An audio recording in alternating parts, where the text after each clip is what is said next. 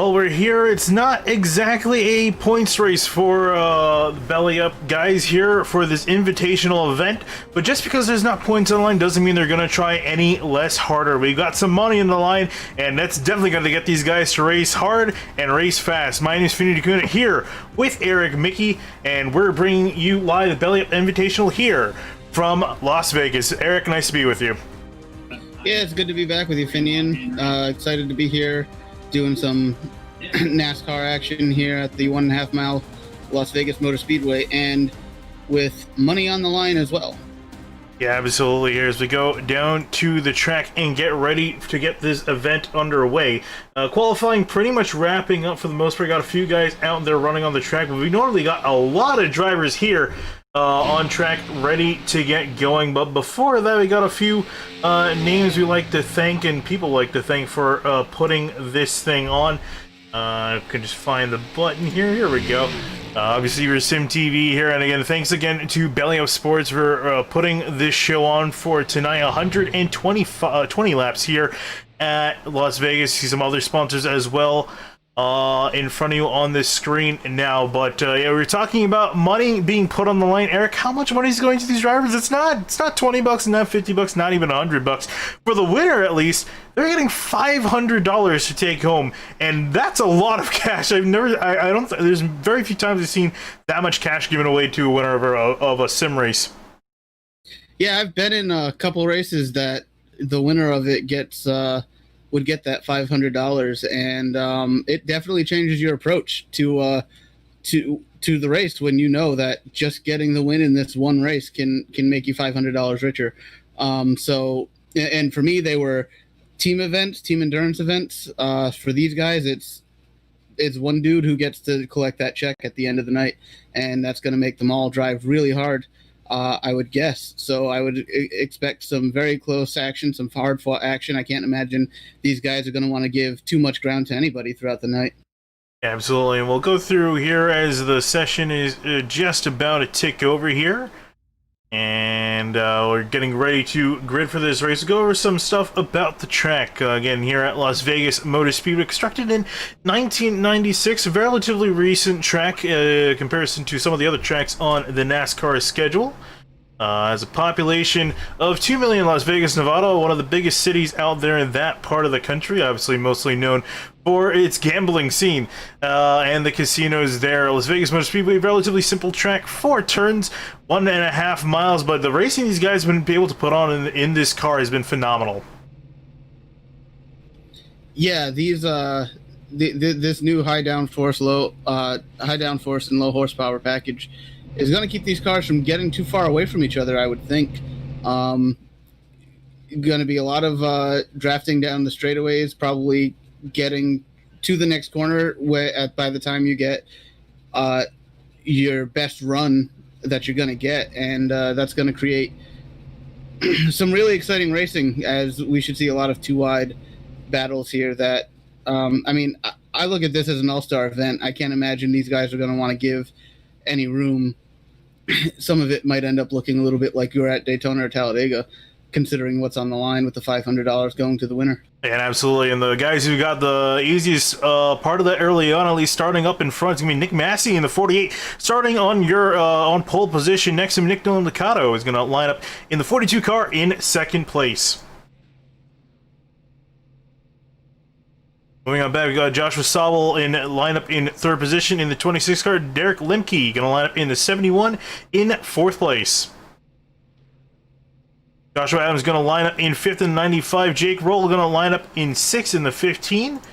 And seventh place, you got Tyler Riggs in the 1. Andrew Rucker going to line up in the 64 in 8th place. And rounding out your 5th row is going to be Chris Wright in the 24 in 9th. And Ryan Lutz in the 66 in 10th. And Chris Wright, a notable driver, not only because he's in the 24 machine, but did really well. If I'm not mistaken, even won the last Belly Up Invitational event we had at Charlotte Motor Speedway.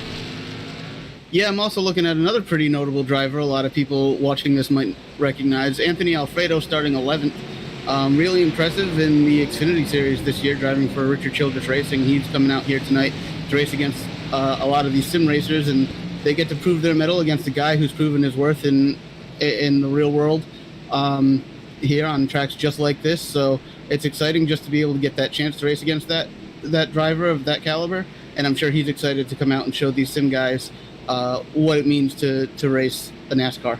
Absolutely, we will see what he can do here. He's going to be starting 11th, not too terribly far up the field, but definitely better than some of the other guys. You got almost 40 cars here ready to go green for, again, 120 laps here at Vegas. A fairly long race, and these guys got to keep their nerves steady here because they're going to have to last the 120 laps to collect that $500 cash prize at the end here as the pace truck rolls through turns 3 and 4 and we get ready to unleash a lot of horsepower. I'm not sure the exact number. Someone could probably do the math for me at home, but it's a lot of it here, and they're ready to go green as the pace truck peels off of pit road.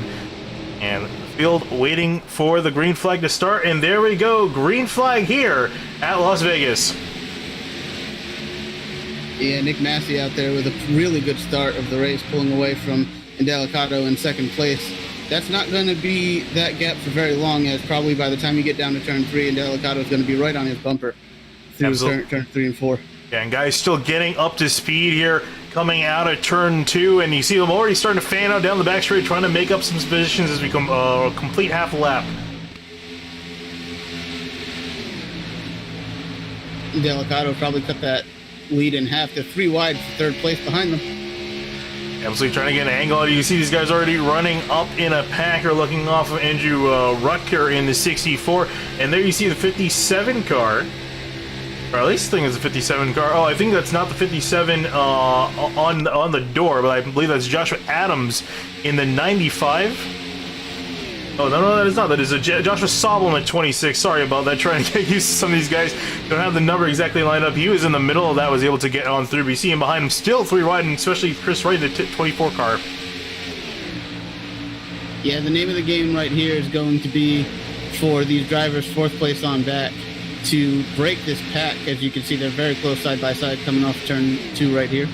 Yeah, it's such a hard thing to do. It's easier said than done. You thought, you might think, just try to drive faster than the guys in behind you. You really can't do that. If anything, they might be faster than you with the amount of draft that this package has allowed you these guys to do off of one another down the straightaway. It's easy to set up a pass that way, and it's hard to shake people off. Speaking of which, you already see Indelicato trying to hold the lead off. He's got Joshua Adams, who's now started to climb up, gotten past Massey in the 48.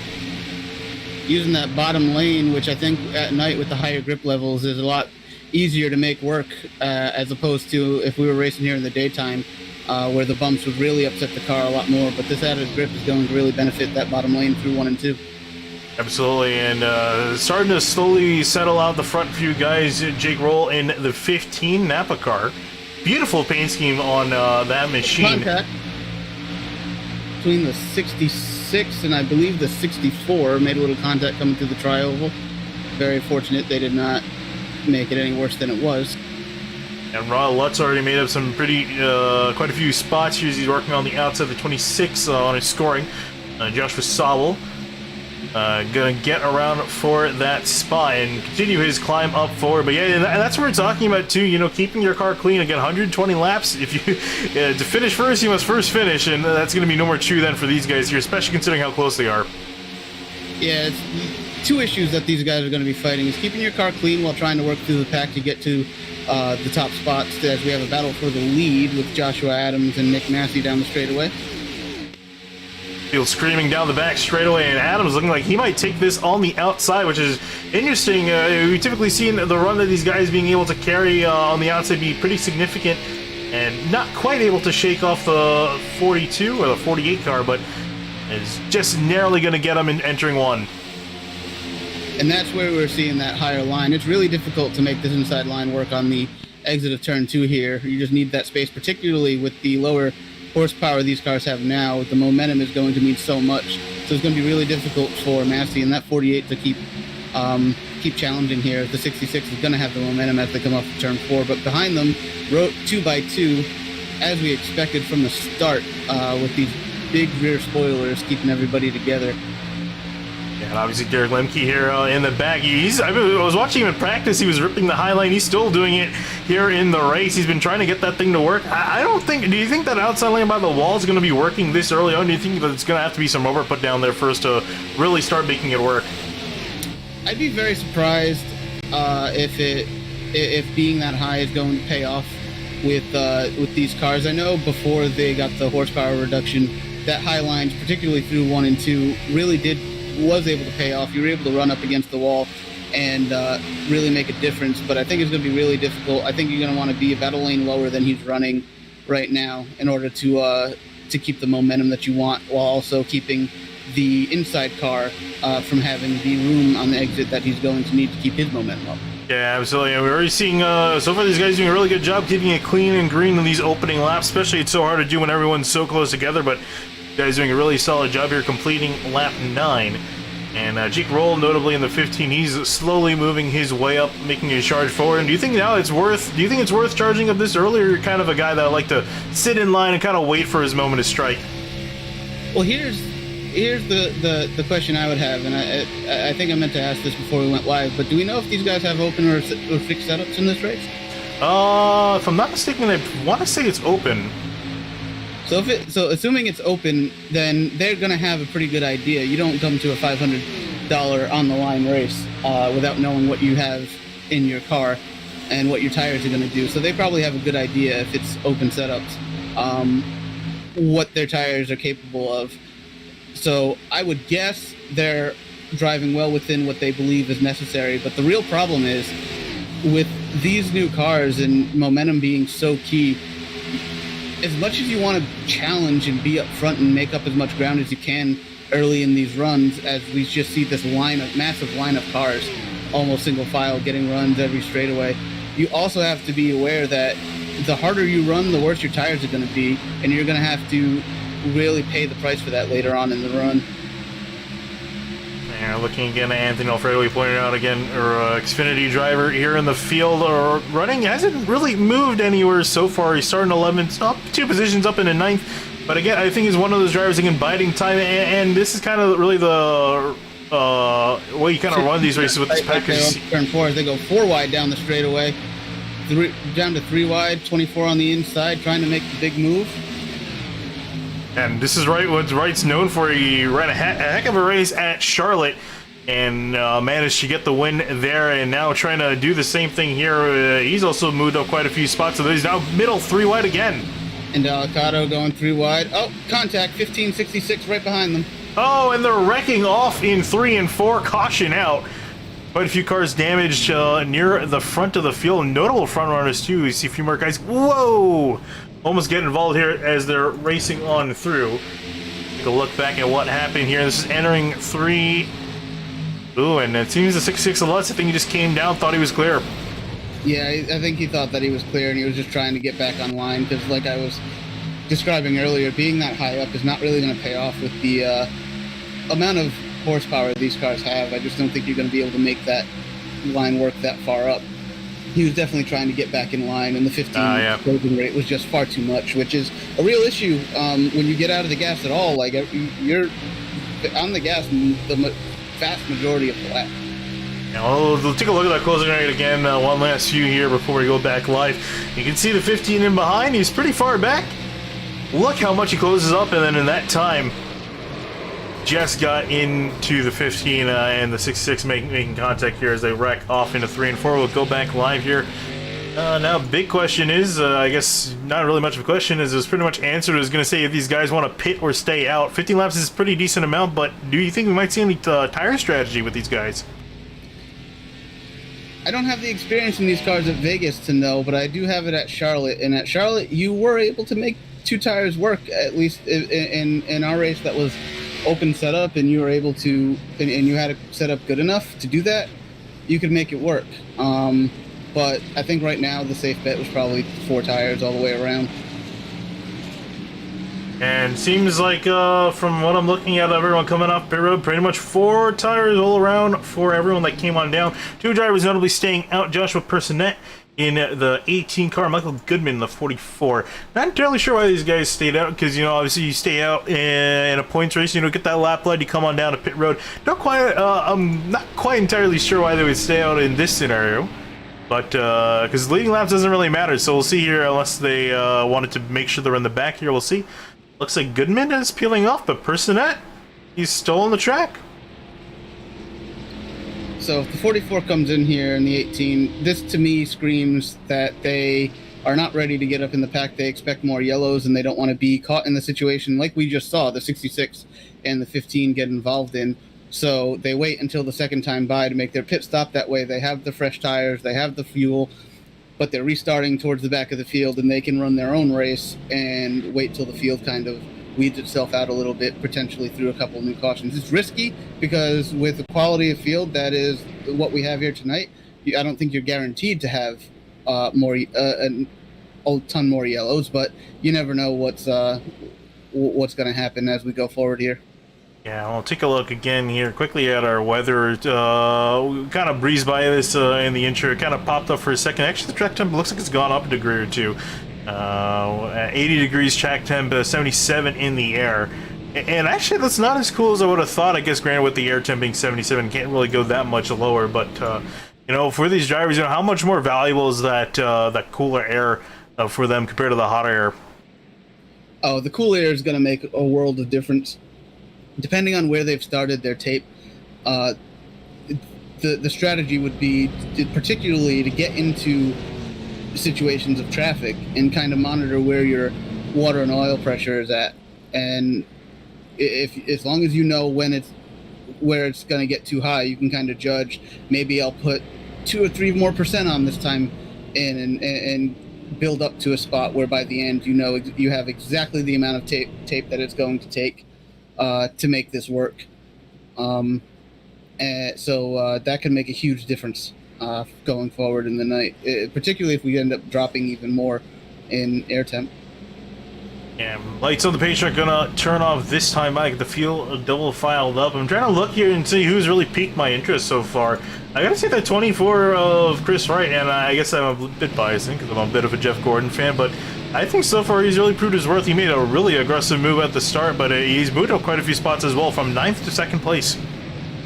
Yeah, I'm looking at also the 21 of Alfredo moving. He was, I think, 9th when we last checked in on him, from 11th place starting spot. He's up to 6th now on this restart. He was running in that first stint, to me, a race that was all about making sure the tires were going to be good at the end of the run. So I think he's in a good spot here to maybe find a ride here for a while, and we'll see if he chooses to get a little more aggressive and make himself part of the fight for the lead, or if he takes the same strategy of taking care of the tires. But yeah, the 24 is a new face on this restart up at the front, and we've got Indelicato right behind the 48. So he's back to where he started, basically, right with the 48, and this should be a good restart coming up. He's looking forward to. Here's pace track gonna peel out, get the first restart of the night underway. And Nick Massey gonna lead them down yet again, as he did with the initial green flag. And here we go, green flag back out in the air here at Vegas.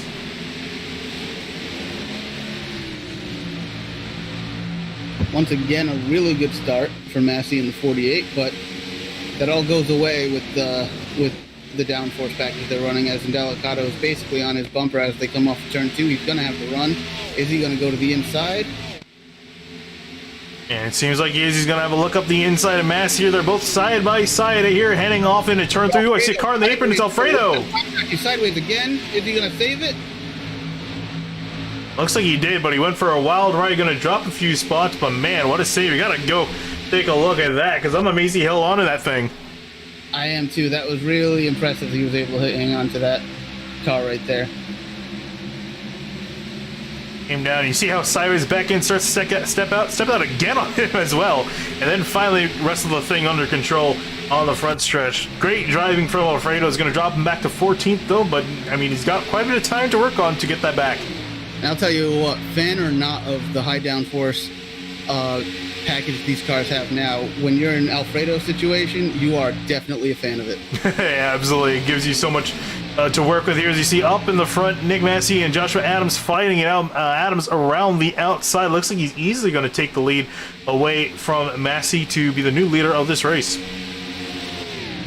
And behind them, you have Andrew Rucker making his way to 3rd place with all the momentum in the world right now, as he chomps down on Massey's rear bumper here down the straightaway, with the 24 and the 42 looking to go side by side down the tri-oval. And off to turn. He's got a huge head of steam here, trying to look at the guys up ahead. Already looking to the inside of Massey. So the car coming. Oh, that's actually the 7-1 of Derek Limke. I didn't realize he had any issues there. I'll have to go back and see what maybe happened to him.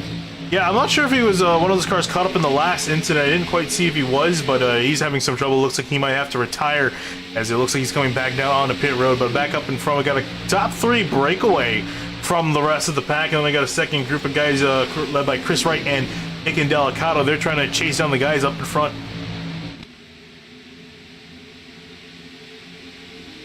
Yeah, 71 might have been one of those cars that was involved late in the incident as the 2 cars were sitting on the racetrack, because he was definitely in pit road for a little while there. Yeah, these guys kind of single file up in front. Let's take a little bit of a further look at some more battles going on in the back. We're kind of staying up at the front because that race is getting really hectic. I noticed a few drivers that are familiar to my eyes.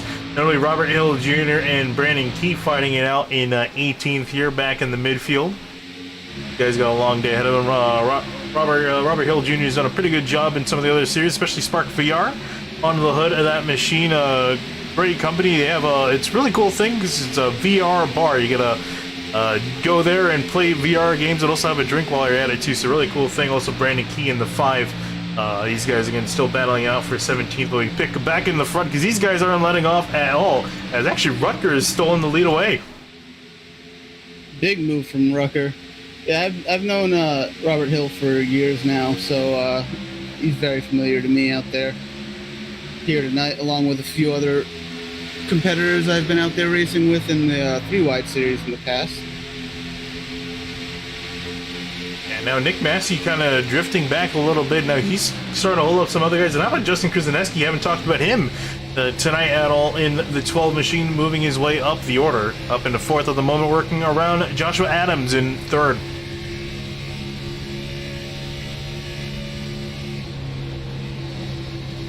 So at this stage in the race, as the 24 and 78 come really close to making contact there. At this stage in the race, if you're in this front 4 or 5, you're kind of hoping everything stables out and you can just run some laps and potentially go long enough that the tires really start to fall off and you can really see what everybody's got. If you're in the back of the pack, if I believe it's the 31 just lost a ton of momentum out there off of turn 2. If you're in the back of the pack or the midfield, you're forced to use up your tires just to try to get the track position that's oh so important and you're going to really need as we head towards the halfway point of this race. And you saw about losing some grip in the tires as Daniel Boulder, I believe that's how you say that name. He started to drift up there into, I believe is, no, that is not Joe Campbell, that is Tyler Riggs in the 1 on the outside. They almost made some contact between them, but were able to keep off one another. And that's going to get harder and harder as this run goes on, as you're saying, once tires start to wear off. And back up ahead, Nick Massey and Rucker still dueling it out up in front. Here, that middle lane for Massey is going to be really important. As he's able to hold off the lead and not really let Rucker get through.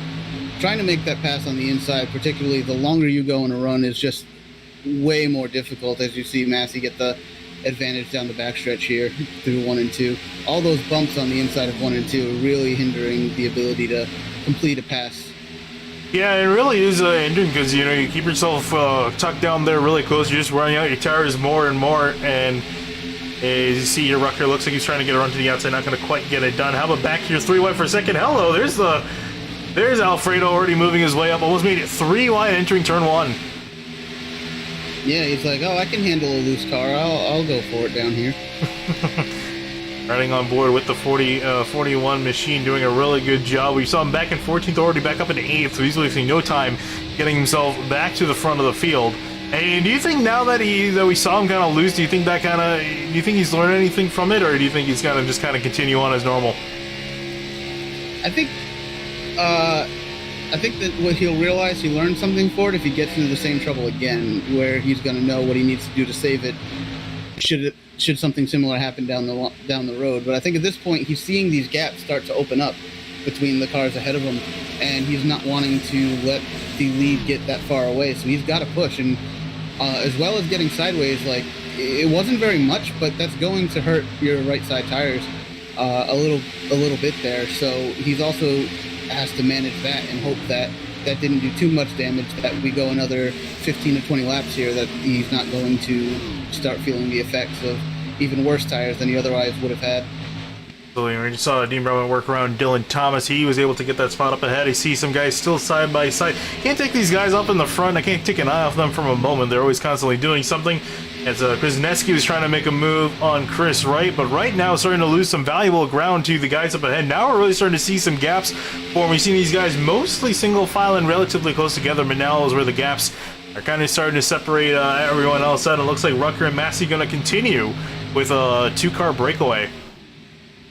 There are about 15 green flag laps on this run now, and this is when you're going to really start to feel the intricacies of how the car handles and what the tires are doing, and that is why we're seeing them stretch out in single file here. There's just not the grip in the cars, and you can't hurt the tires and still expect to have anything to work with later on if you push as hard as you need to do in order to keep tabs on the cars ahead.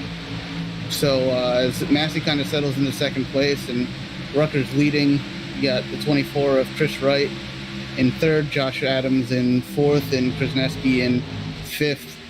At this point, from third on back, they're just looking to try to catch the rear bumper of the 48, but at the same time knowing that if they push harder, they're going to hurt their tires even more. Yeah, really seeing that, again, you needed those tires, and I would almost argue all 4 of them here. It looks like they're wearing off quite a bit for these guys in comparison. I'll actually throw it up here for everyone to see here. Look at John Eckert in the 90. Look at his best time. Look at his previous time. He's almost 2 seconds off. Whoa! Contact down the back straightaway between, that was Indelicato and Alfredo. I think this race is a little bit more exciting than Alfredo was looking to have. Only 34 laps in, but I mean, at the same time, this is fun. And here's some contact. I guess Alfredo was trying to merge, or the 42 came down. We'll take another look here. Yeah, it's really hard to judge who made the move there. This is them working through turns 1 and 2 here. And coming off the turn there, you see the 42 with a big run. Just kind of found each other. Yeah, I think that was a mix of both drivers having a different idea of what was going to happen down that backstretch. Alfredo, I think, was trying to side draft, which has been a topic of debate as to how effective it is in iRacing to actually be able to do that. And it looked like that's what Alfredo was trying to do to make happen, while Indelicato was maybe looking to clear the 21 and make a run down on the inside to make a pass there. Yeah, I think really the side drafting has really led to a lot of more incidents occurring on straightaways, especially considering they updated it to make it even more effective than it was in the past. So more and more guys have been trying to do it to just get a little bit more speed. We saw Tyler Riggs and Alfredo duke it out. Let's see if they're going to sort themselves out. Alfredo's going to win that fight and defend his spot. Got the top 4 up here closing back up, with the 24 and the 96 having basically caught the 48 for now. So the question is going to be, can Wright in the 24 make his way by the 48 and challenge the 64 of Rucker for the lead, or are they content to sit and ride for a while? You can go about maybe I would guess between 55 and 60 laps on fuel here. So they're only 23 laps into this run, and a couple of those laps were under yellow. So we're looking at another 40 laps, give or take, of green flag running if no one decides to short pit. Yeah, these guys can go 60, just about 60 laps on a tank of gas, so that's kind of where you're looking at starting to come in. I'm curious to see, we might definitely see, especially considering that caution came out earlier, these guys even pit before that, and because these guys are not going to want to spend more time on their tires than they need to. We're seeing the drop up be pretty significant, so they're going to get worse for them, and it's not even just the lap times. I can see Chris Wright and Adams just kind of sitting behind here. It's going to be pretty hard to pass for them from here on out. Yeah, there are 2 options here available for these drivers, and particularly the ones towards the front. And that's going to be assuming a green flag run to the finish, which obviously we don't really know how that's going to work. Assuming a green flag run to the finish, you can make it on one more stop or two more stops. So right now, these drivers are weighing the options of, is it worth it to do 2 stops and keep higher speeds, or do I go to lap 60 or so and do I and pit so that I can make the rest of the race on another 60 lap run. It's going to be really interesting to see if anybody tries anything crazy here as strategy goes. But you also have the potential for a yellow, which is going to scare a lot of people out of short pitting. Sorry to cut you off. Here's a driver I'm actually surprised we have not seen almost anything of today so far. That's Matt Gernberg in the 54, and for the 3-wide series at least, he's absolutely gone out there and dominated that series. Didn't win the championship, in fact lost it to Nick Indelicato, who's in this field, but they both essentially tied at the end of the season. Also see some 3-wide racing and some CPV logos on their Matt, so thanks for throwing that on your car. Beautiful paint scheme as well, but yeah, for him, and that's probably why we haven't seen a whole lot of him doing his typical thing, starting in the back and driving up to the front. Started in 37th, is up into 18th, so a pretty decent climb forward. Yeah, it's going to be really hard for him to make up the ground that he's at now, up to the front and compete for the prize that I think he probably would be able to if he was able to get track position to be up front.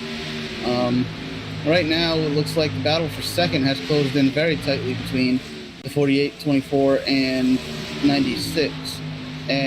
But Rucker has not really been able to pull away any, which is not a good sign for him that he's not able to get a bigger lead. But here comes the 24 on the inside of the 48, trying to make a pass for second. We'll see if he's able to hold it off, but it's going to be difficult on that inside. Yeah, it really is. You see how tight he is. He cannot get that run off the corner. That's where Massey on the outside is going to prevail in his machine. And also Joshua Adams in behind. Not sure what he's going to plan on doing. He's going to, I think, try to pick a lane to stick with. Looks like he's trying to lean more to that outside lane because, again, struggling to get that pass done down there. I also would like to clarify, if I've been referencing the 48 and you're yelling at me that it's the 42, on my screen it's the 48. So I have to... Oh, yeah. No, it's weird. Some of the guys have their numbers on the door and the number on the timing different. I have Massey's a 48 on scoring and the 42 on his car. Yes, so it's not that I'm not looking at what I'm claiming to look at. Yeah, it's confusing too because actually there's another driver with a 42, and that's Indelicato, who's properly labeled as a 42. Right. That's not confusing at all. So for any viewers out there, it's iRacing's fault. Leave it at that. As you see, Joshua Adams moved to the inside. Massey's going to be put back in 3rd place, and Adams actually made that pass look really easy. And I guess the reason why, I'm pretty sure if I'm not mistaken, these two are teammates, both Massey and Adams. So Massey's taking it easy on Adams, but that's not even going to matter here, as it looks like Wright's going to blow on by, and Indelicato too on the outside, as I think Massey's kind of given up. Indelicato's kind of come out of nowhere to catch this group here, and it looks like Massey is really struggling right now. He might have pushed those tires too hard too early in this run. The 96 or 95 of Adams is looked very strong over the last 10, 20 laps or so. It's going to be interesting to see if he can catch Rucker. He's been a little bit better than the 24, which is why he was able to get by him, but now they've got Indelicato behind them, and he's going to be difficult to hold off as he tries to make his way up to the lead. He's changed there into the previous lap time. Slightly better for Adams by a few hundredths of a second, which might not seem like a lot, but considering the way these guys are running and how relatively closely on the track, every 100th counts for these drivers trying to make up time with one another. Also, lap car that's the 18. Joshua Personette, who we saw, remember, actually, if I'm not mistaken, yeah, it was Personette that stayed out and then came back in to pit again. Moved himself to the back of the field. Looks like he's going to go a lap down.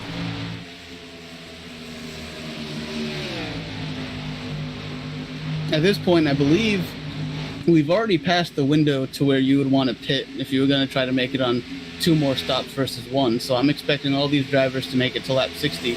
And then the question is going to be how soon, once you make it to lap 60, do you pit versus coming in as early as possible to be able to make it to the end and having the fresh tires on you. Yeah, and speaking of which, too, in another series we do on Sim TV, the Outsiders recently, they were on the Cup car as well, and they ran an Auto Club, and there was the same exact strategy, was, do I pit a second time? or do I just just run the tank out and avoid making another stop? And it turned out that pitting a second time was actually faster, but yeah, from what I see here, it looks like no one else has really come in. I do see Jason Tripp in the 91. He's come on down, but he's all the way down 2 laps down, so I think he's kind of out of it. He's kind of in the back, so no one else. It looks like unanimously a lot of the front runners, at the very least, they're deciding to stay out and pretty much do this as a one-stop if this continues to go green.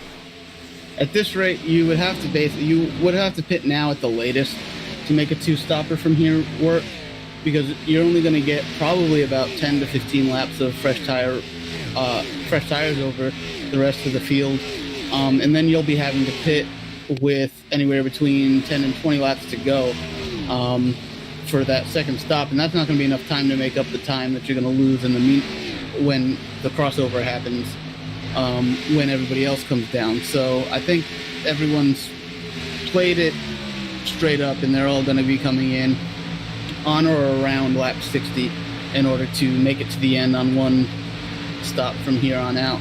And it's going to be all about how these drivers handle their tires, as the 42 is on the inside of the 24 for third place.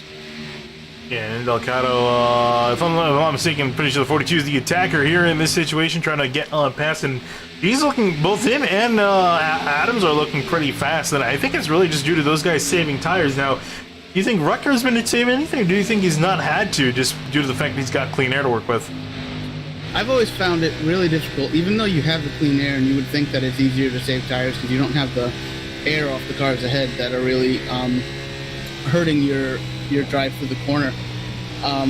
It can be difficult to save tires when leading, because it's hard to know exactly how hard you have to push in order to maintain your lead. And with the 95 of Adams and Delicado closing in on Rucker here, I would guess he has not been able to save much as far as tires are going, because when no, and Delicado goes flying to the inside wall, goes flying back onto the track, and this is definitely going to be a caution there. Wow, that happened very quickly and unexpectedly, and I was just, and more contact with the 86 of Patrick Gasper as his car gets involved as well, as the caution is out. And just like that, we lose arguably one of the favorites for this race in a very unexpected incident. That came out of nowhere. Yeah, I'm still trying to process what on earth just happened.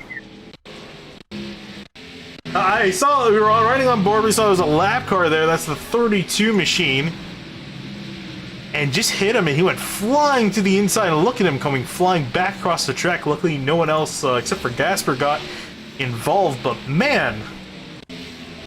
Yeah, that's really unfortunate for Delicado there. There's nothing he could have predicted or assumed was going to happen.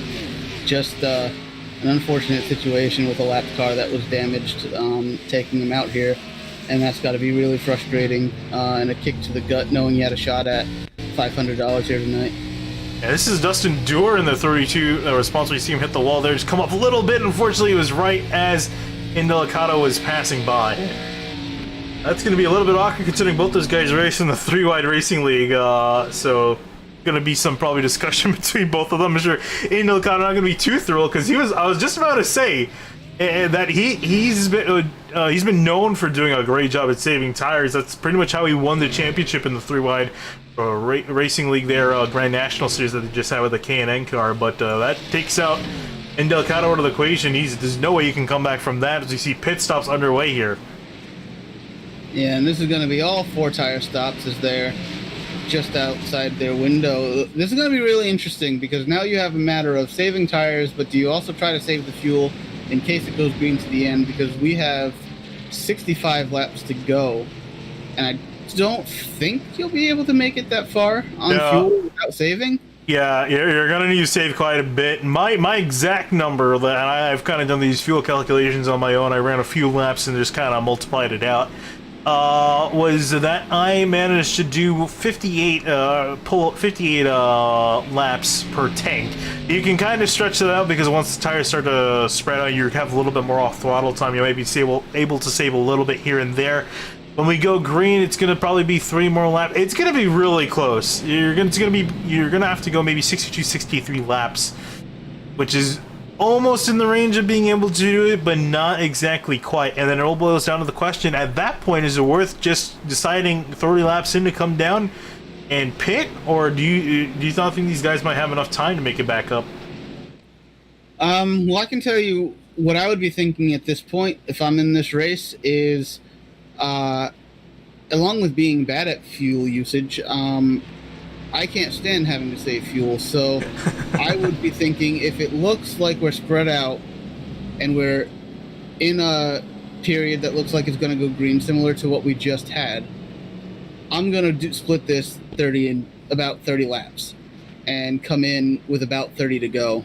30 to 35 to go, depending on where I'm at and where I think I can make up some time. Because at that rate, you'll likely be running fast enough to unlap yourself, unless you get really unlucky with the timing of a yellow, and be good to go to the end on there. And if you have to save, you're giving too much time up to drivers who do decide to just pit at the 30 laps to go mark and split it up kind of even. I don't really see any reason to pit earlier or later than that, if everything goes green. So I think you'll probably still have a few people who decide to stay out as long as possible, whether they're trying to save fuel or not, that will end up hoping for a yellow. But right now, the biggest issue in front of these drivers is, what's the racing like after we get back green here? Yeah, it'll be interesting seeing, what these guys are going to decide to do here. Now you got to make the decision here, as I think we have one to go. No, we don't have another pace lap to do. But yeah, I'm just kind of looking here. I'm trying to size up after we got pretty much half of the race done and underway here, pretty much getting ready to start the second half. Eric, is there any driver, I asked you this earlier, and I forgot who you said that you were looking at to win this race? No, you're looking at Alfredo. Anthony Alfredo. I was very interested to see what Alfredo would do here. Looks like he's going to be starting 8th here in this 21 car. Have you changed your driver, or are you looking at anyone else that you think might have a better shot than the 21? Honestly, who I was thinking was going to win this race was going to be Indelicato, but he just got taken out. So that's going to be... So that really changes the way that I was approaching the end of this race with who I think has the best shot. I think Alfredo probably still stands a very good chance. I think that the early issues he had in that last run hurt his tires, and he wasn't able to be as quick as at the end of the run as he probably could be without having those struggles.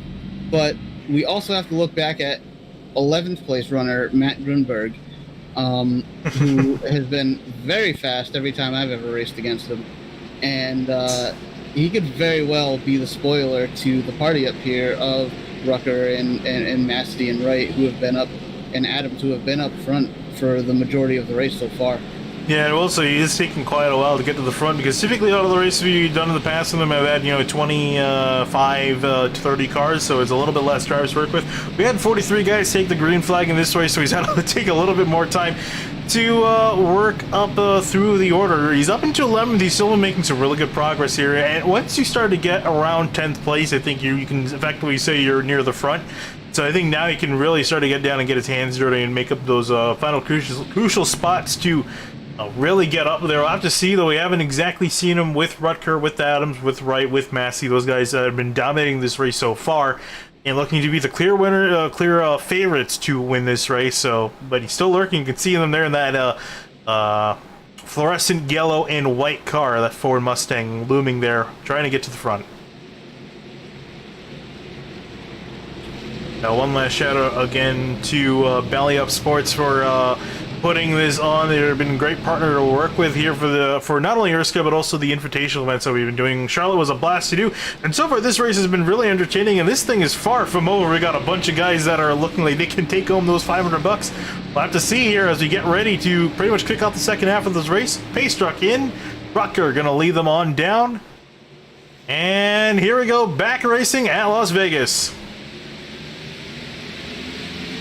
2 laps from halfway, $500 on the line. These guys have a new lease on life here, as they have all the opportunity in the world to make their case, to be part of the top group towards the second half of this race, to be in the decision for the win here. As we see Alfredo gets a run on Massey down the backstretch. Is he going to be able to stick it inside? And it doesn't look like he was quite able to. Whoa, Alfredo going sideways again off of 3 and 4. And he has a loose car on these restarts, and these cars are, I will say, these cars are very loose to start out, and in order to maintain the tire wear and manage how tight they get towards the end of the road, you do have to run them very loose at the beginning of these runs, and it's very jarring, particularly if you've ever run a qualifying lap and you have to hold your foot on the throttle with the way that these cars feel when it feels like it's so on edge. Yeah, so, he drops back to 11th place in that scenario, and we did get an update, by the way, about that from Chuck Sweeting, that these guys are running fixed setup. So yeah, that was just him fighting the car by himself, and did a great job bringing that thing back under control. Lost a lot of crucial spots back into 11th, and notably Grunberg up into 8th. He's coming. Oh, but up in front, side by side for the lead, Rucker and Adams duking out. Look at the lead these two drivers have. Yeah, but side by side like this is going to bring everybody right back to them. So it's not exactly great for their chances of running away from the pack, but I think they know that the clean air is worth it to be able to get out in front and make your own way. Now that we know that these are fixed setups, then we know that everything having to do with how you use the tires is down to your usage of your right foot. So when we see people coming and going towards the end of these runs, we know who's doing the best at saving their tires. These guys still side by side. Neither one wants to give up.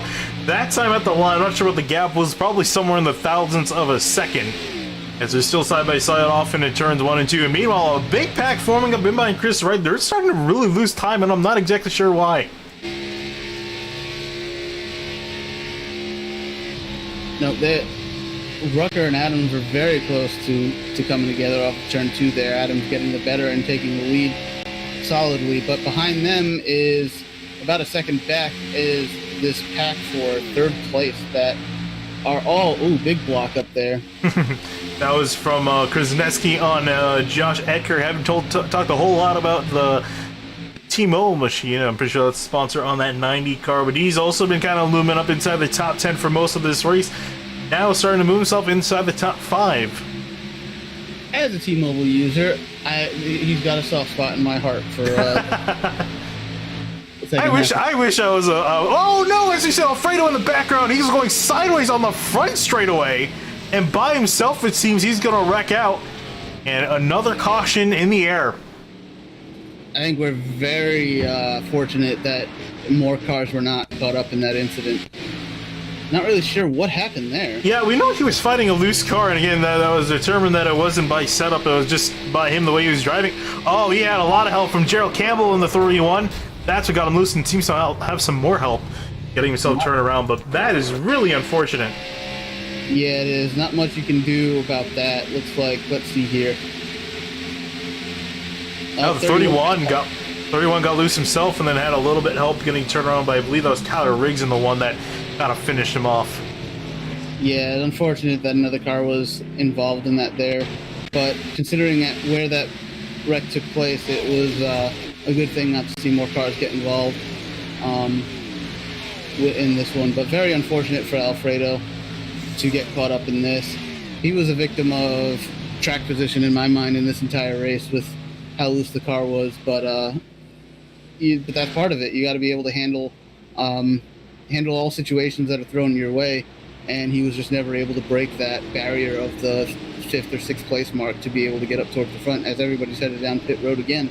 Yeah, not too terribly surprised from this. Everyone coming on down to get some fresh rubber, and also probably even more important than that, getting enough fuel to make it to the ends. This is going to kind of take out any thoughts that we had of these guys trying to stretch out the fuel, making it a fuel mileage race. It's pretty much all going to throw that out the window. They can make it from here. Yeah, definitely going to throw that out from here on out, which will be fun to see. We know exactly what all these guys are going to be doing. One thing I'm curious about, considering we had relatively few laps under green, do we see anyone try to take only 2 tires to gain some track position? We've seen tires be pretty important with as far as wear is concerned, but race off pit road, seems like it's going to be Adams that'll lead off in a poor stop. It seems from it was Nick Massey puts him back in 6th. I'm almost curious if did those. I have to look at how long these pit stops took. Oh, I did find someone that was a taker of 2 tires. Robert Hill Jr. in the 84 took only 2 tires, and I think made up. I would imagine has made up quite a few spots from that. Yeah, I got Grunberg at a 21.3 second stop. Massey at a 14.8. So I'm not exactly sure why Massey lost so many positions unless the timing is off on that. I think I might have seen him spin his tires as he was trying to get back up to speed, and I think that cost him a few spots. So, anyway, with that, with another caution coming out, we're just going to cut to a quick break, just take a little rest, and don't go anywhere. We'll be right back here when we go back green.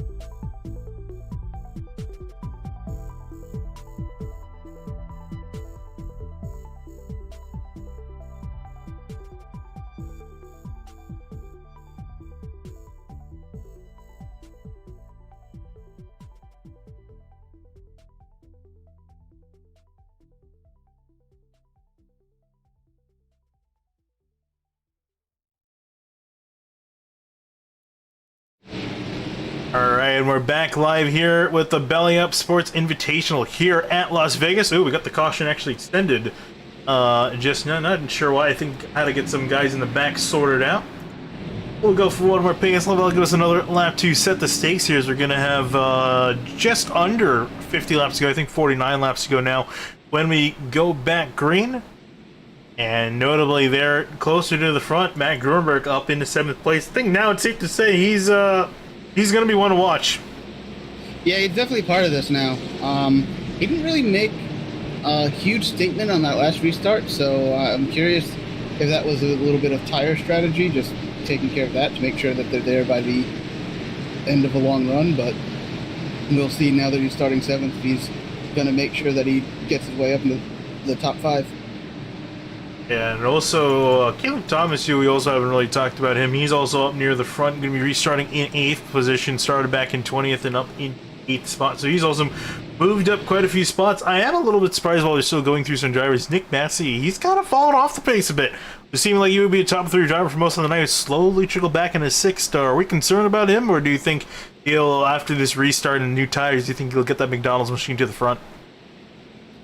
I think that he really kind of lost some track position on that long green run that we had, where he just kind of fell back towards 4th or 5th, and there really wasn't enough running under that last green flag run we had before Alfredo's incident to really judge if he still had the short run speed in him. But I don't think we've seen the end of him tonight. It's just a matter of can he improve that long run speed. All right, pace truck going to peel off here, and we're going to get ready to go back green. It's going to be Joshua Adams leading the field down, and here we go. Green flag back out in the air here at Las Vegas.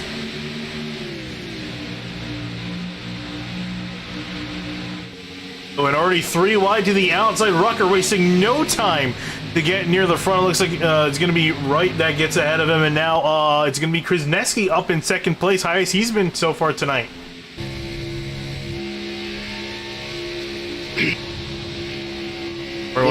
The outside, hold that outside, gave Massey the inside line, but looks like the 12th car here is going to have the run off the corner to potentially clear Massey by the start-finish line. He does, as he has a run on the leader going into turn 1. Here comes Gruenberg up the inside of the 24. I think now he's going to try to strike. We've seen that inside lane be really hard to work with. He lost a lot of momentum. Here comes Ecker back on the outside of his team of machine. So Gruenberg going to have some work to do. But again, it's going to be Adams up in front trying to already stretch his lead out. Yeah, and I based on paint schemes, can we assume that the 12 and the 95 are teammates? I want to say yes. Hang on, let me see the same Discord channel. They're not, so I don't know. Maybe they are, maybe they're not. Here, but either way, they seem to be, they've been together a lot throughout this race, and now they're 1-2 as Rucker tries to make his way back up towards the front. The Rucker fall off a little bit off the pace, and now going to try to get his back into position number 1. Got 2 drivers to work with, arguably the fastest guys in the race so far. I'm trying to make a lunge here at the 12. Yeah, this is some really stressful times if you're wondering from the driver's perspective on what this run is going to be. Is it going to turn into a long run, or do you think you're going to get a yellow in a few laps here? Because if it's going to be a long run, you don't want to race too hard. But if you don't think it will turn into a fuel run here to the end, then you've got to start taking care of. Then you can go really hard and really challenge your car here. Rucker getting really tight off of turn 3, forcing the issue to the inside of Krasneski here as they both catch back up to the 95. As Rucker going back to that inside lane, trying to make it work. Again, this is really the only time you can get to use these first 10-15 laps. After that the momentum, you just lose too much of it to come off the corners. So I think he's trying to use up while the tires are fresh here to get that lead back. Yeah, he's definitely trying to make as much ground as he can. And I think in general, regardless of what you want to do strategy-wise with your fuel or tires in any race, you always want to be leading if you know you have the car capable of doing it. And we know Rucker does, as he, I believe at one point, had the fastest 20-lap average according to my timing and scoring Yeah, screen. I wouldn't be too terribly surprised if that's the case. I mean, he's been up here in the front, and for a reason, I would imagine, is he's going to throw again and dive to the inside of the 12. He's going to wash up out of the corner. It's already starting to wear up quite a bit. Wow, look how tight he gets, almost getting into the 12. He almost ran out of room. It is so hard to dive down in that corner and not want to use up all the track on exit, but when you know you've got a car on your outside and they're not going to just roll over and give you the spot, it's just really frustrating when you know that when you think that you're fast enough to get by them, but they're able to hold you off. There's contact, I think, between the 12 and the 95 there going into turn 1. Yeah, it looks like he was a bit off the pace. We'll go quickly to take a look back at that. Alright, see me got into him just a little bit. Hang on, let's see if we got a better look. This is off entering the corner. Yeah, I think I guess his miscommunication there on the timing. I think one thought was the other thought the other one was going to go slower. The other one thought went faster. So Yeah, that was definitely just miscommunication on lift points to make it through that corner there. But Rucker allowed Rucker to get up to second place and look for the lead again, as the 24 and the 90 are still side by side back there. yeah, these guys have not been able to shake off one another. I was kind of looking, keeping an eye on them in the back. And also you have Gerald Campbell made contact with Anthony Alfredo earlier on in the race, but is still running. That 31 car at least is still running really strong here, trying to compete with these other guys as they get around the 15. Rucker making an attempt on the inside through 1 and 2 for the lead. Oh yeah, and he's gonna get really tight. He's gonna almost tap the 95 around. You gotta be so careful with these cars because of that. I know that feeling all too well, and it is really frustrating when you think you have the car to beat there. But it's all fair in racing out there tonight with the way that this track works, with that middle lane kind of proving its worth, avoiding the bumps on the bottom side of the track there. And behind them, still guys sorting themselves out on a pack. It's John Ecker and Campbell up, leading the second group. You can see Massey's kind of broken away from fourth, as well as the rest of the top four. And these guys still duking out behind, and Matt Grunberg stuck pretty much in traffic. Yeah, he's been stuck by this two-wide battle that's been happening since the restart, but now he's finally cleared it. And I think this is when we're going to see exactly how much pace he has if he tries to make his way past 31 going into turn 1 here on the inside. He's got a big run, but the problem is going to be him on the inside. But Campbell gives him way too much room, more than he needed. He's going to easily blow on by, and it looks like he's going to be clear and finally inside the top 5. Krasinski make a move up on Rutger and wasn't able to get that done. He's going to have to still sit back in third. And now Grunberg clean air to that 54. That's a dangerous thing to give him. We see a big block from Gerald Campbell blocking the outside lane on Chris Wright. Yeah, he knows that through 1 and 2 particularly, that outside line or that middle lane is really paying dividends here. The inside is just very difficult to carry that speed when you can't unwind the car off the corner. But yeah, Grunberg out there with the clean air or the cleaner air, as he's already starting to make way on Massey in the 42 there. And Grunberg being the only car out there with the proper number placement on the door, he's got a special place in my heart tonight. Absolutely, as he's trying to chase those guys down. Still looking at this battle between Chris Wright and Gerald Campbell. Looks like Wright's going to finally get that spot cleared and done. Look back up on it. How about this? The gap between Adams and Rucker, half a second, and starting to expand more and more. I think I'm more interested in this gap between Grunberg and the 24 of Chris Wright. Wright was really quick for a lot of the early part of this race, but he is now falling back to almost a second behind. And we see 31.8 for Matt Grunberg last time by, almost a 32-second lap for for Chris Wright in behind.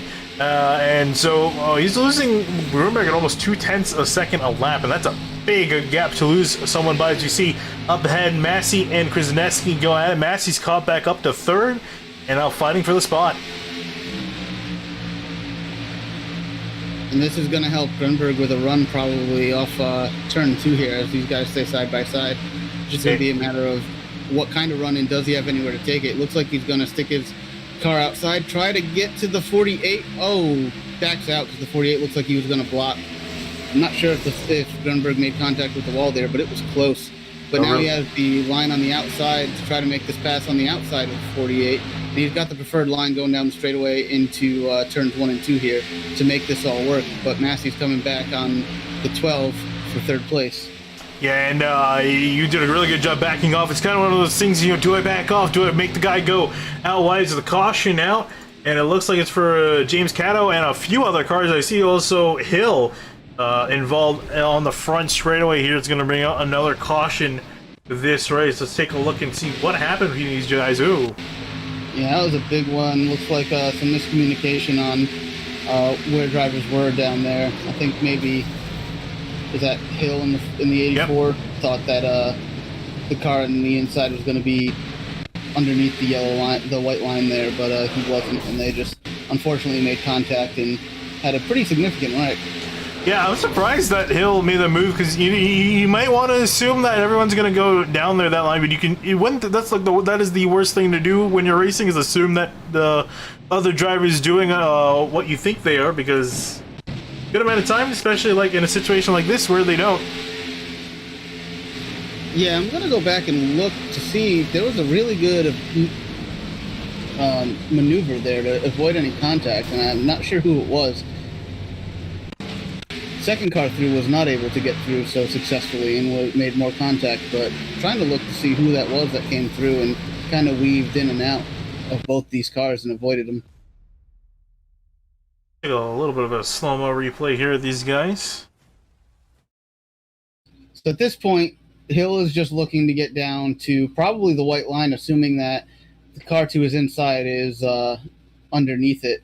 But he wasn't, and that's his right, the 29, to stick where he is. And they just came together, and that's really unfortunate that this became what it did between the two of them. Both of them making really hard contact on the wall. I'm trying to see if we can find out who is that, the car that almost made on through. There's the one that got contact.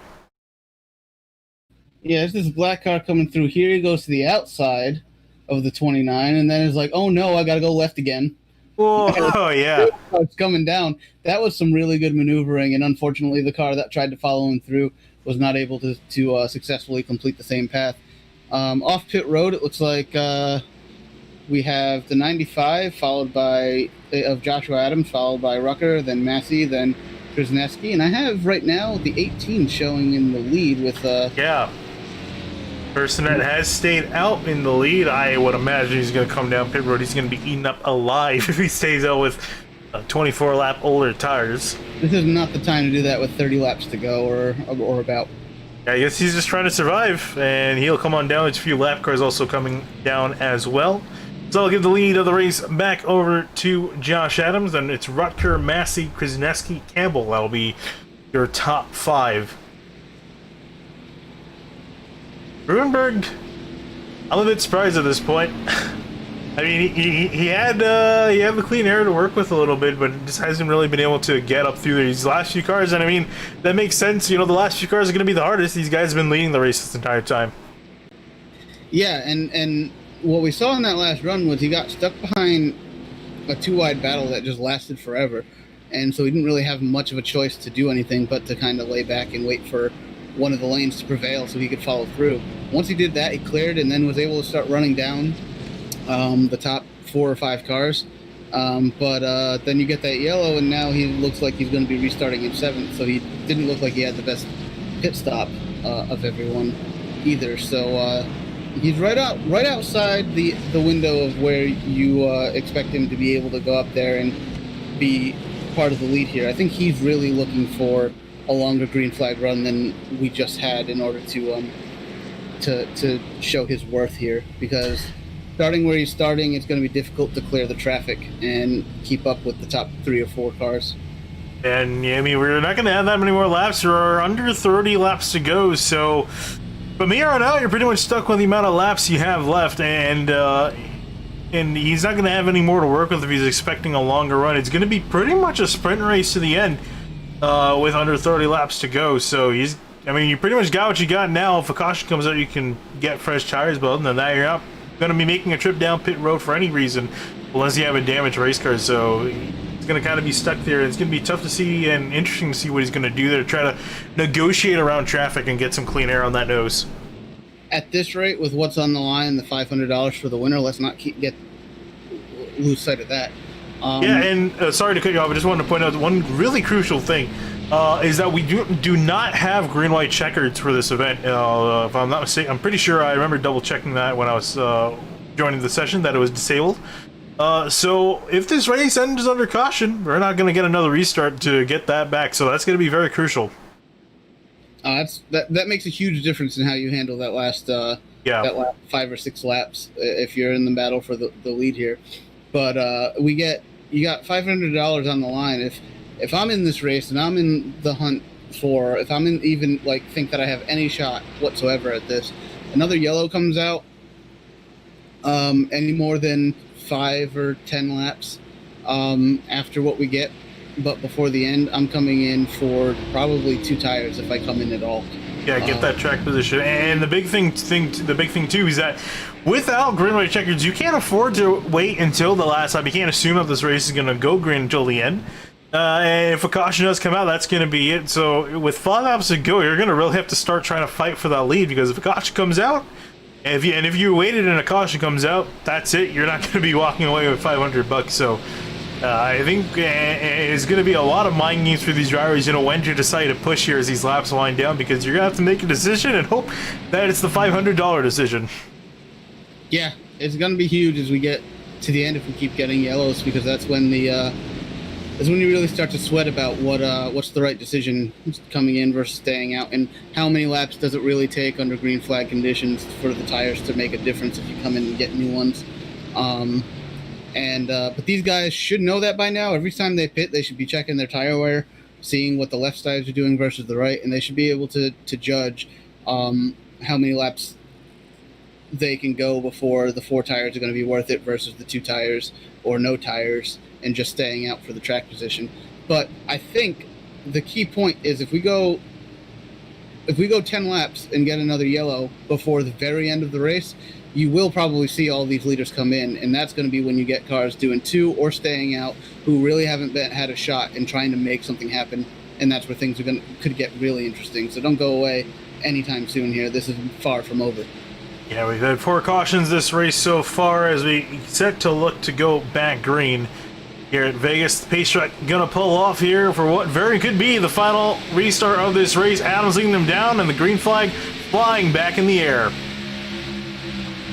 Once again, lead car on the restart gets a great jump, hindered a little bit by the downforce package that allows the rest of the field to really kind of get back up to them. And 31 gets really loose through 1 and 2. Now they're 3 wide. Oh, and I see a car going flying off in the background towards the inside wall.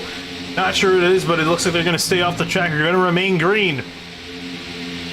Very fortunate we didn't get another quick yellow there, but 31 kind of looks like a roadblock back here for the rest of these cars. They're still trying to get momentum back just from that. Oh, and we got a yellow. Yep, and the yellow flag is out. Not sure if it was a separate incident.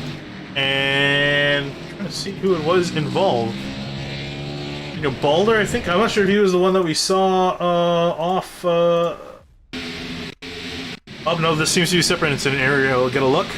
Between the 6 and the 46.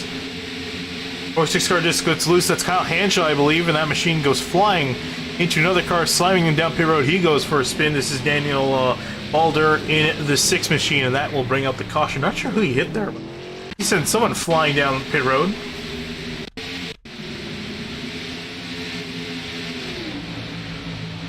Yeah, can't tell if he got loose or just super tight, but from the way that his car acted, I would guess he got loose and then and just trying to save it, turned right and had his car to the outside of him and couldn't really do much from there. This was riding on board with Jeffrey Fisher. He was the one that got doored down on the pit road. You see Ensign up there ahead, and hard hit to the right side door, and that was pretty good pit entry, all things considered. I mean, he saved it. He didn't make it any worse than it was. And I see he has had his penalties clear for for what would have been a violation of pit road speed there and an unsafe pit entry, which is good on the guys running this race tonight to make that happen. Ooh.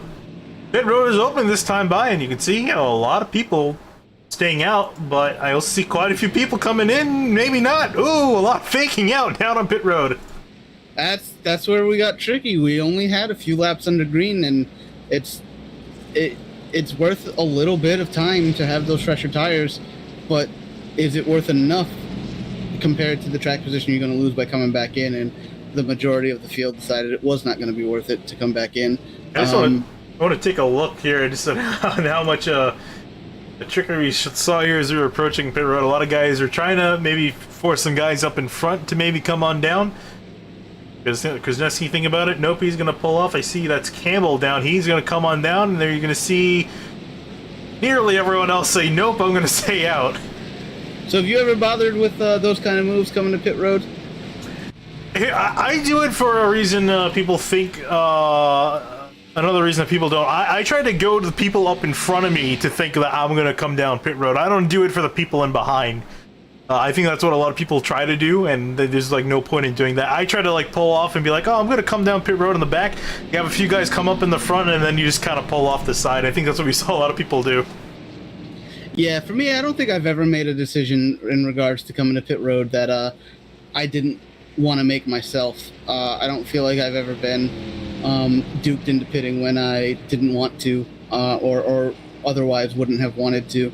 And I typically don't myself try to even bother with that because it just, to me, it just doesn't seem very worth it. Most people kind of know what you're going to do. But you know what? Like, sometimes it'll work. Sometimes it'll get somebody to make a decision that they shouldn't make. And I have seen it happen. And it's still worth the try, I guess. Yeah, I think you really just have to hope that the guys up ahead of you are a little indecisive and kind of hope that kind of pushes them into pitting. But yeah, a lot of the times it's what you're talking about too, is that a lot of people I think know what they're planning on doing, and for the most part aren't going to be phased by any people in behind them. But some people are, and sometimes it works, sometimes it doesn't. But that was an interesting thing. So it looks like these guys might not be willing to come back down a pit road at all. I'm curious to see if we see another restart, with 10 laps to go. Do you think we might see guys pit? Because with 20 laps on your tires, I think that's kind of almost worth coming back down. Well, we're looking at, we have, let's see, is it 22 laps to go this time by. They've been out there for 8 laps, but probably about 5 of those have been yellows. So they've only got 3 laps on their tires right now, or 3 or 4 laps on their tires. I think what would be really interesting is that a yellow that comes out with about 10 to go, and we go back green here in another lap, and then there might be some indecision. But I think the cars that have been good all night and the cars that are up front are going to be okay. So I don't think anyone in the top 4 or 5, maybe even 6, are going to bother coming down pit road. It's going to be from 7th on back that would start to question what the right decision is. Yeah, and I was just taking a look. Here's Gerald Campbell. He's the first guy to come down into pit road. He's got spat out all the way back in 20th position. But he's got the freshest tires, and this could, we might be, pointing, not necessarily laughing at him, but he might say, that was a bad decision. If we do get another caution that comes out around in 10 laps time, and some of the other guys decide to pit, he's in a position where he could stay out and be on somewhat decent tires. So this could play out for him, depending on where another caution lies. So we'll have to keep an eye on it, because we could see him in the front fairly shortly with some strategy. As much as these guys probably don't want the yellow, because it just offers more... it just closes up the field and offers more chaos on the next restart. I think it actually does work out better as far as helping you make your decision to continue to stay out, because you're not abusing your tires running under yellow for the amount of laps that they have been since they last pit. Should see lights on the pace truck turn off this time by. Again, thank you to Belly Up Sports for sponsoring this event. It's been a pretty good race so far at Las Vegas with the Cup cars. Looking at it, we got just about 30 guys still running in this race. It's actually a pretty large number, all things considering we started with 43. Really good amount of guys still running in this race, all trying to chase $500, and I still can't believe for one race that is a huge amount of money. Some championships don't even give that much money at the end of the season, let alone for one race. So I can't imagine how these guys up in front, if I'm them, I would be sweating profusely and having a chance of winning $500 and being so close to potentially losing it. Yeah, that really it changes. You know, I've run in the major series, and every end of the season they do a 24-hour event where the top class is invitational only, and I've been lucky enough with my team and how solid we've been to be invited to that class every year, and it's been $500 to the winning team to win that race overall, and it just changes your entire mentality and like the intensity that you have and just how like perfect you insist on being. It changes the way that you approach these races, and we're setting up for a 20-lap shootout here, so I'm expecting things to get pretty hectic in this top half of the field. Absolutely. Pace truck peeling off. Here we go. Back green. There we go. Adams leading him down. Green flag back in the air. Massey, pretty solid start on the outside. Rucker in as well behind. Don't expect anyone to give anything here. These guys are going to be too wide going into the corner, as they will coming out. 24 looking to make it 3 wide as Gutenberg tries to make it on the inside. Forcing that 24 out wide as they come racing off of turn 2. Almost contact between the 64 and the 12. Oh, yeah, you can see it in their movements here. Almost 4 wide entering turn 3. Gruenberg pinching Krasinski down to the inside. Massey working the outside lane. And here's Gruenberg making his way to the front. How about that? He's up to third. At the end of this 20 laps. He's ready to go. And still side by side with Krasinski, not entirely clear of him just yet. Up in front, Rucker has got Adams all to himself. And you see in the background the 54 of Gruenberg getting clear. Great run for Gruenberg off of turn 2 there. He's going to continue that momentum down into 3 and 4, trying to push the 95 of Adams to the lead on the exit of turn 4 here and make a challenge. Whoa, big block in behind from, that was Krasinski on John Eckert in the 90 machine, the T-Mobile car, and then Eckert a big dive into turn 1. Blocking is not going to end well for anyone who tries it, and that 12 car seems to be in the middle of all of that right now as there's 3 wide with the 5. Oh, wow. That was some risky business coming off turn 2 there. Yeah, you can tell these guys. I saw a flip switched on them for most of these guys. They're absolutely going at it. They've been pretty laid back for the most part of this race, but they know time is starting to run out here. You can see the aggression rise as Gruenberg up in his second place around Rucker. Now he's going to look for the lead. Gruenberg knows exactly what to do here. He's going to try to get his nose on the outside. Is there going to be contact? Oh, Adams going around in the front. He goes sideways and going to take out Gruenberg as well. Caution out at Vegas. And Adams up and over on the back straightaway. Many, many cars involved. That was huge. That was... I mean, there's really not much you can say about that. And it was definitely the 64 of Rucker getting tight, and Adams doing what he can to try to hold him down, pinch him down off of turn 2. Grunberg was just in the wrong place to get caught up in it. Then I believe, I can't tell what car that is. Yeah, behind. you see 64, he just gasses up and the car just walks up the hill. I mean, you can't blame him for going for it this late in the race, but I mean, a move like that, you gotta know that it's not gonna work. And he took out so many cars in the process as well. And it's gonna suck, especially for Adams and Gruenberg there, who are looking really solid and had a really solid chance of winning the race. Also see the 36 on a number of other cars involved as well. Yeah, Rucker is not going to be popular in the garage after this race for that move. But I honestly don't know what you can really expect to see from anyone in that situation when you've got and on the line and you've got less than 20 laps to go. Listen, I think with $500 on the line, I mean, was it Tony Stewart that said he would wreck his mother for a championship? Probably. Yeah, I'm pretty sure it was Tony Stewart that said that. I mean, hey, it doesn't matter who likes you or not. If he wins the race, he's going to be walking in with $500, so he's going to be laughing his way to the bank. So, I mean, I mean, you got to do what you got to do in this situation. It's not a popular decision, but we'll see. We'll see if he gets it now. Never said I disagree with it. No, I don't either. But oh boy, he pulls this up. Like, it was definitely not intentional. Like, we'll be obviously we got to be clear about that. Yeah, There's yeah. no way he intentionally went into that knowing that he was going to make contact and cause that accident. He was just doing what he felt he had to be able to have a shot at this win and the $500 prize. And you know, like I said, he's going to be unpopular, and that may very well be true. But if he pulls it off, I wouldn't care. I've got $500 in my account tomorrow. You can wreck me for the rest of the year in these races that probably don't pay that, and I'll be fine with it because I spent a couple hours and made $500 to make it happen. So it's just really difficult when you put these drivers in a situation like this to get too upset about what happens. But that's obviously from our outside perspective. In the cars, like, I don't expect anyone who got taken out like that, or if they were to end up losing to Rucker, to kind of feel bad about it. But you know, that racing isn't just what happens on the track; it's what happens in your head and all the emotions involved in it too, and that's why we all do it. Yeah, absolutely. Here's the race gonna wind out here.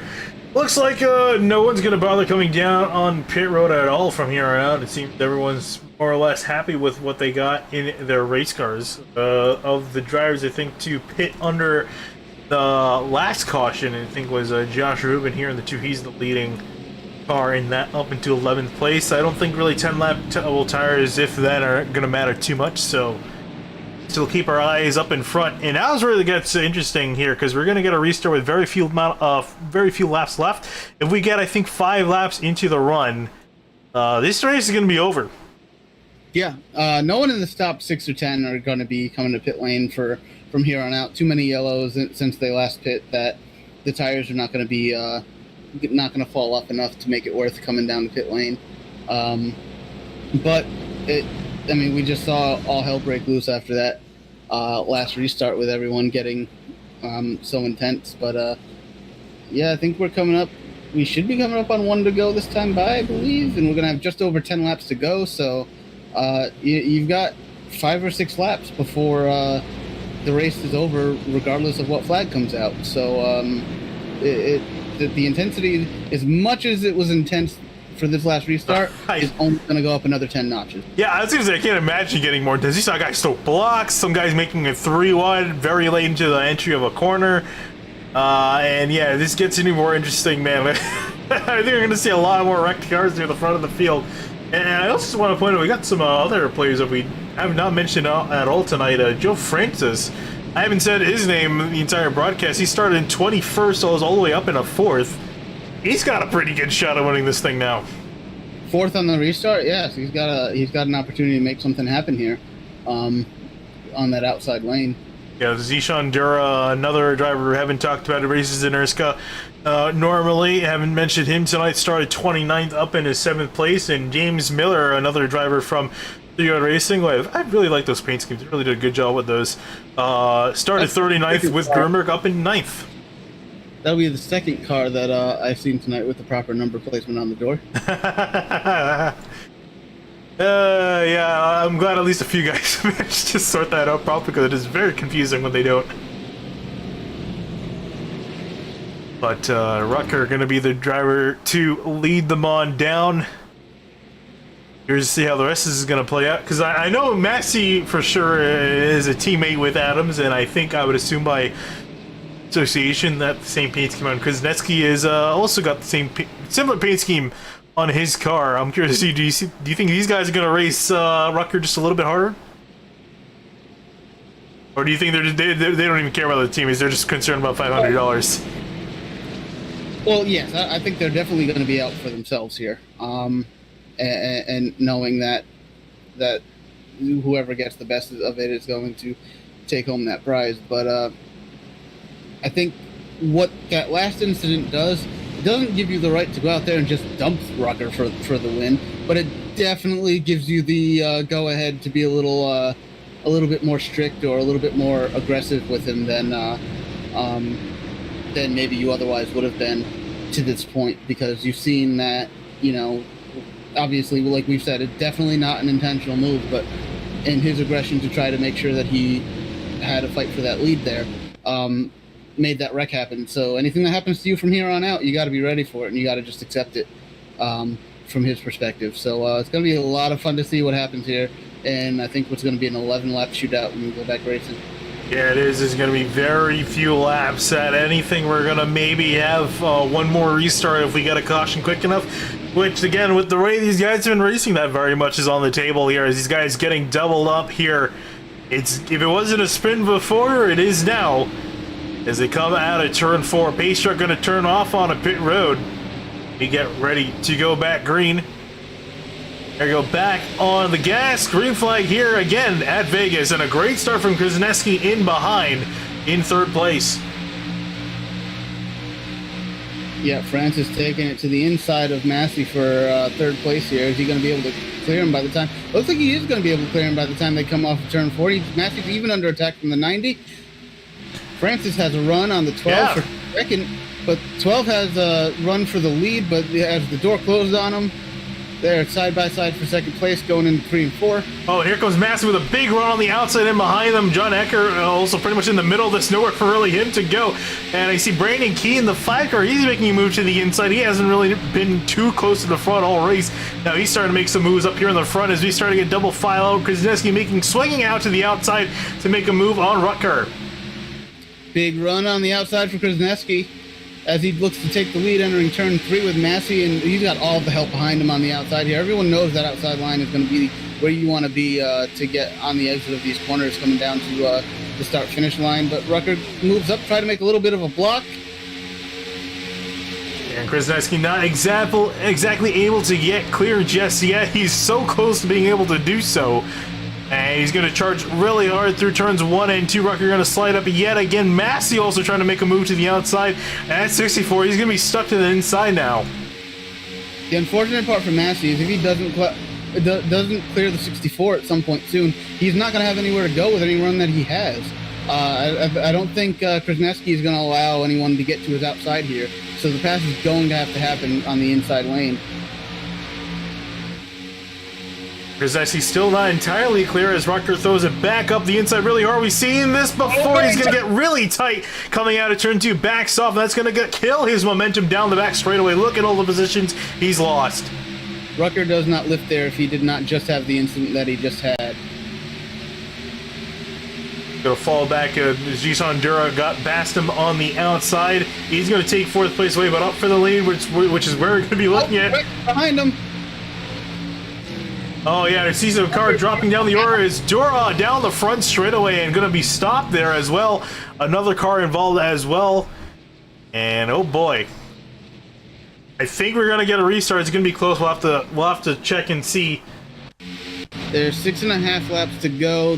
We're going to have maybe a 2-lap shootout by the time. Well, I'll have to see here. But here's what happened on the front straightaway. Oh, was this Rucker and Dura again? Oh, this looks like it was more on Dura this time, turned down on Rucker. Rucker actually went spinning.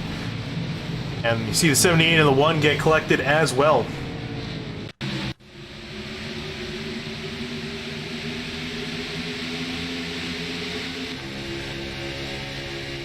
Riding on board with Rucker here, and yeah, you can see him get squeezed by the 10. You don't have to go down there below the apron. Rucker didn't and went flying to the inside wall, going to get some left side damage, but with him back in 17th, which it looks like he's going to peel off to, he's effectively out of the running for the win. Yeah, his day's done. This is going to be settled between Krasneski, Eckert, Massey, and Key up here in the first 4 positions. I think it'd be really, probably need some crazy stuff to happen for anyone outside those first 2 rows to make a difference here. But think about, I mean, besides Massey still being in the hunt, think about the drivers that were involved in the beginning part of this race and then the middle part of this race, and where are they now? A lot of them are in wrecked race cars, packing up and ready to go home. And right now we've got Krasneski in probably the best position on a 2-lap shootout to come back with to come back for the win here. Yeah, we're definitely gonna see a green flag here. I just don't know if it's gonna be a 1 or 2-lap shootout.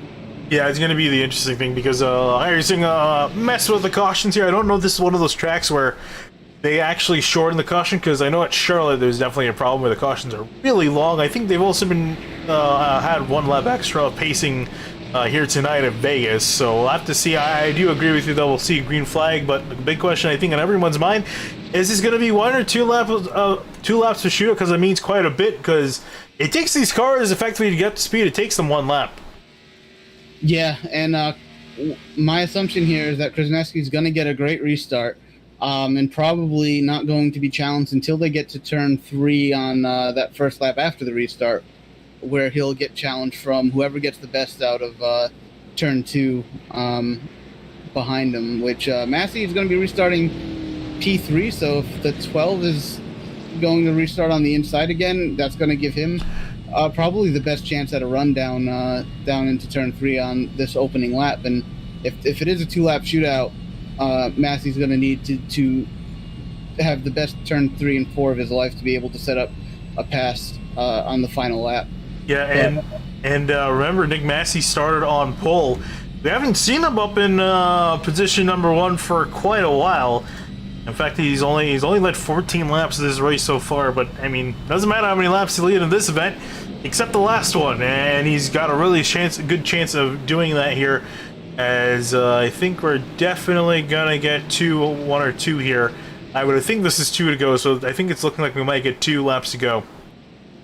That's what I was guessing from the time that the yellow came out, that we're going to get a 2-lap shootout here, which is the important thing.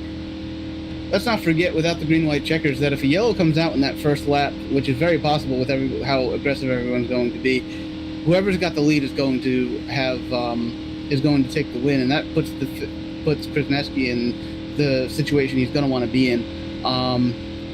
But once they take the white flag, anything can happen, and they're not going to throw a yellow. The race isn't going to stop. They're going to have to race back to the checkers, and so Krasnowski's job is going to be restart where he doesn't have to worry about getting attacked until turn 3 or 4, and then make the right decision on what lane to take and how to pinch or race the driver that is making that attack, whether it is the 90 of John Eckert or the 42 of Nick Massey, or whoever else might get to second place after that first lap, come to that white flag. Yeah, and well, no, I don't think this is quite going to matter, but I was just looking at the stint for these drivers. Chris Wright, some pretty fresh tires. He came down, I think, on the second to last caution we had. And in comparison to everyone else, he's got almost 20 lap fresher tires. And again, I don't quite think this is going to be a winning call, but might be something if things play out in his favor. This might play into his hands. And actually, I was wrong, so it's going to be a 1-lap shootout. Oh, wow. And this is what I was talking about, the cautions being longer than normal. And iRacing, please fix that soon. Because the cautions on these speedways are pretty long. I was aware that I think on everything 2 miles or over that they shortened. Yeah, it was weird. It was weird because they did that by extending the cautions on intermediates, I think, to give a long and a short option, and they never shortened them again. They just kept them long. Yeah, this doesn't make any sense to me because we didn't need the yellows to be longer on intermediate tracks. We definitely needed them to be shorter on the big tracks. Although it did throw me for a loop in my first race at Daytona since that, and I didn't catch back up to the field to restart.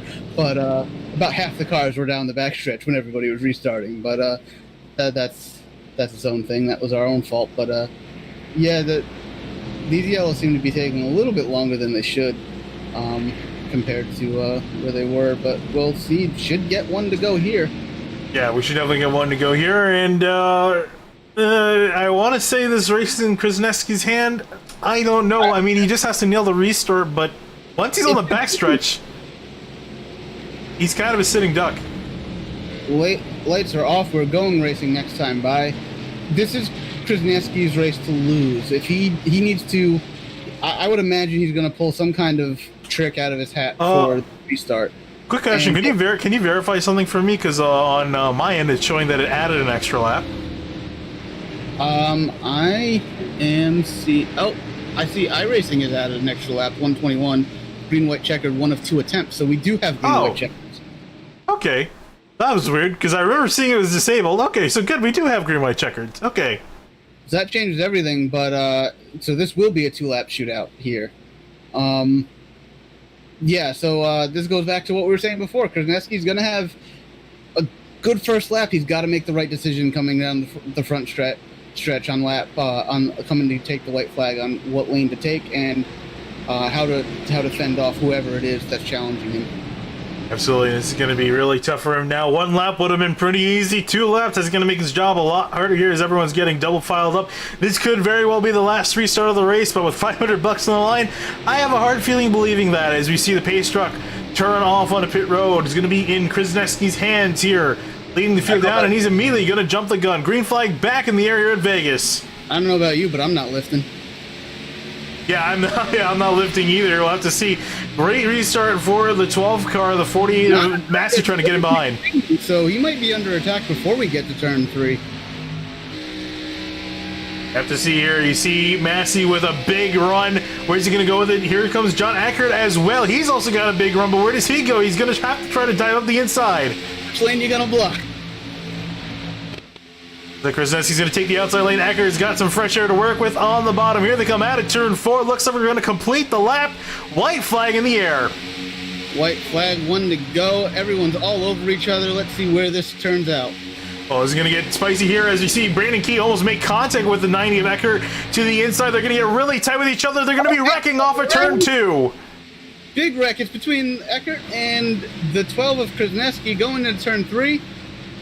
And this is the race for the win here. What can Eckert do? It's going to be pretty hard to work something on Krasneski in behind. Here they come off at turn 4. Who is going to make it to the line first? And it looks like it's going to be Justin Krasneski that will win $500. That was exactly what Krasneski needed. He had a good enough restart. He didn't have the best restart we've seen all night, but a good enough to hold on and get everybody behind him and kind of a big ass pack that was going to be really difficult to break through and attack him for the win. And everything went his way for this last restart. Yeah, absolutely. Fantastic job done for Justin Krasneski. Will take home the win after starting back in starting back in 17th place. I'll take the win. There's a congratulatory rev from the 90 of John Eckert. Congratulating him on a job well done. Krasneski burns it down on the front straightaway. Oh! Or not. Well, celebration cut short. Not sure why John Hall did that. I guess he wasn't happy Sure either. with the 12. I haven't seen that before. Well, it's Krasneski's car is gonna go up in smoke, but I mean, it doesn't matter because he's got $500 to his name. He doesn't need the car to run well at the end. Looks like he's gonna park it in his stall in reverse and call it. And gonna cut the celebration a little bit short there. All right. Well, on that note, take a look quickly at our race result. Not like it matters too much. We'll take a look to see where everyone else finished because that was a hectic finish to that race. You see Krasneski, our race winner, there by 78 thousandths of a second over some of the other drivers in behind. You can look at that list too, and you notice that almost none of them were running in the top 10 when they took the white flag. Yeah, that last lap wreck there really changed everything up for the finishing order. But the most important part is that the leader, Krasneski, was not a part of it, and that's all he cares about, as he was able to come around, hold the lead for the last 2 laps, and come home with the money and the big win here tonight. Really good job by him all night, stayed out of trouble. We saw a lot of other drivers run up front, but got caught up in accidents that honestly were not part of their own doing, but it was just unfortunate circumstances, but that's part of racing, and Krasneski was able to get through all of that and come out of here with the lead, be in the best position for that final restart, and pulled it off. So nothing but kudos to him for that job well done tonight. Yeah, absolutely. We're gonna cut to break here. Don't go anywhere. We'll be right back with interviews of your top 3 and your race winner. Don't go anywhere.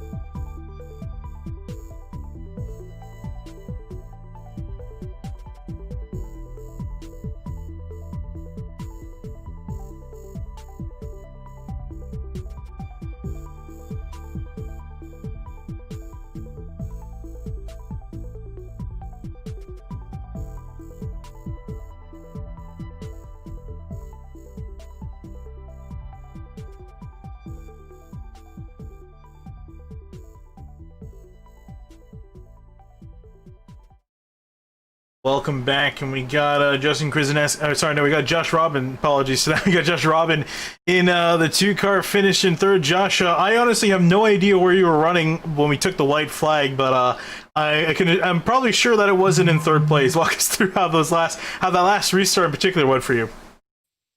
Yeah, I restarted to 8th on that last restart, and I was just gonna wide open, try my best, get up there. And I knew that 24, he was on the freshest tires, so it was gonna be. I thought he was gonna probably maybe sneak up there and get the win, but yeah, I was just 8th place, running on the last lap, going to turn 1, doing what I can, and they started wrecking right up around 3rd place or so, and I was staying low to try avoid it, and I got sideswiped on the right side. I was sideways drifting down the back, and I was hanging on to it, and just brought it home 3rd. It's a pretty awesome, fun, exciting race. Yeah, I know. Unfortunately, it wasn't the win for you. You only have to settle for 3rd. Is there anything kind of wish that you did in the race that could have changed the outcome, or are you just happy with a solid finish in 3rd place? The 3rd place is good, but I just wish the race would have stayed green, because my plan was to save tires and be fast on the long runs there, but it just didn't work out. We just had those short runs, so it didn't go my way, but it was what it is. All right, that was Josh Robin in 3rd place. Josh, thanks for talking to us, and congratulations on your 3rd place finish. All right, thank you. All right, moving on. Next, we got John Ecker in the 90 machine. And John, for the first half of the race, I got to say you were pretty quiet, didn't make a whole lot of noise. You were just kind of running your own race. In the second half, you really kicked it into high gear, and you were absolutely going at it with these guys near the front. Walk us through how your race went. Yeah, at the start of the race, it was just trying to feel out what was going on, trying to feel out the competition, feel out the car. I was having a bit of a tough time in practice getting a handle on the tires, so I wanted to kind of push it, see how far I could go. And that first long run we had, I started to feel the wear, and I started to push backwards. But I had one restart, I think shortly after, it may have been that following restart, where it was like I was shot out of a cannon. I had so much momentum. I was just picking people off one by one. I think in like a lap and a half, I went from 9th to 5th, which with this package is, it was incredible that I was able to keep up the momentum and be able to make the moves while I was still the tires were at their best, I suppose. But yeah, the final couple laps and getting up into that position, restarting, I think 5th with a couple cautions. I think it was 2 cautions left in the race.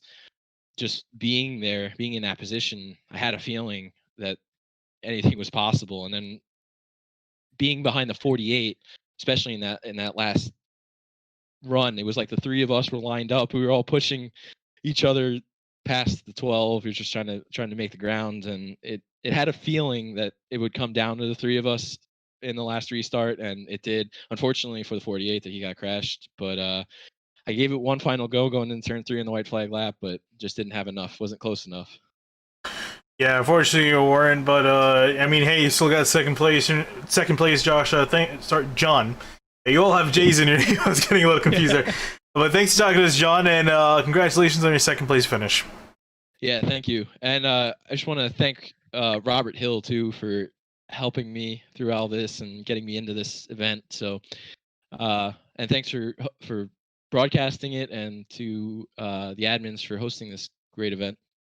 Absolutely, no problem, John. Thank you.